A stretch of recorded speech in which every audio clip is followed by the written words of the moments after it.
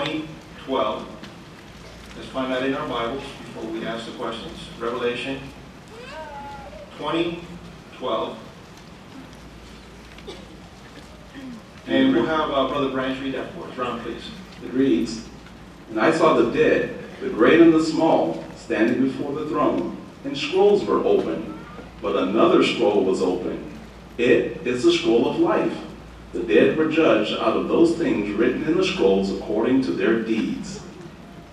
Now the question to these two paragraphs, what scrolls will be open and with what result? And please let's include the picture in your comments. Jonathan, please, Brother Branch.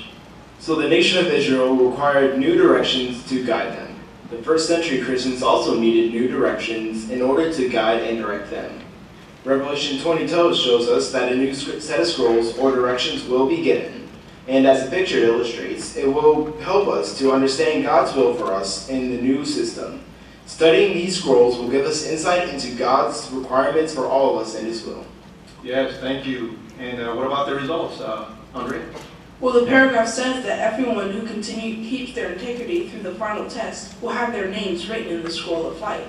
And if we tie this back to the example in the beginning, we need to stop to consider God's word, look to understand its meaning for us, and listen by obeying Jehovah's guidance. And if we do this, we can look forward to surviving the Great Tribulation and spend all eternity learning about our loving Father Jehovah. Yes, thank you very much. We appreciate that.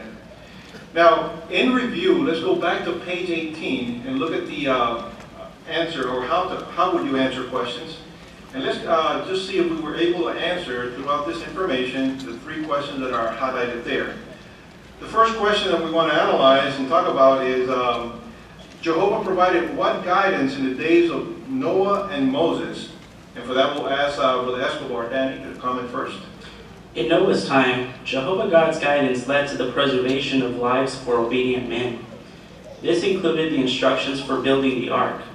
Also, after the flood, Jehovah issued a specific prohibition about blood, the provision of animal flesh for human consumption, and a decree against murder. Yes, thank you. And Sister Escobar, Analyn? In the days of Moses, when the Israelites were freed from Egypt, they were a free nation solely under Jehovah's law.